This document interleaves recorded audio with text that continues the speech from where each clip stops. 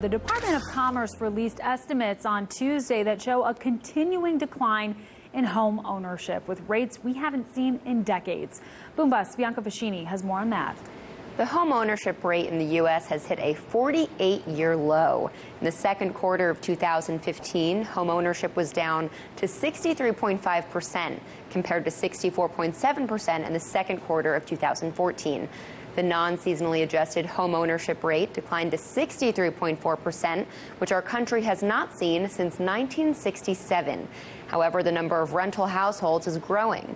In the second quarter of this year, the amount of total households rose to 117 million, up from 115 million last year.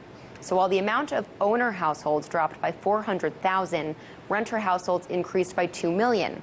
Now, this is obviously great news for the rental market, but not so good for the rest of the U.S. economy. And like many of the economic struggles that Americans face, we can relate this back to stagnant wages. More people are renting, especially millennials, because they can't afford to buy. As demand continues to outpace supply, rent prices remain on a very steady incline. According to Trulia, rent for currently listed units increased by 6% from last year, and the average rent for units already occupied rose by 3%. And it's not just residents in New York City and San Francisco that have this problem. A Zillow study shows 15 of the largest 50 metro areas experienced annual growth in rents of 5% or higher, including places like Kansas City and Phoenix.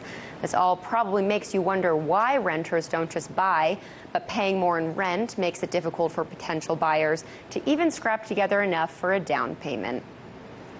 Bianca, those home ownership levels don't sound very good. I mean, is there any silver lining whatsoever to the Commerce Department's report? I mean, if you want to look really hard and try really hard, you could say that the silver lining is that there aren't any vacancies, whether you're a renter or a buyer. People are still looking for a place to live and are eager to find something.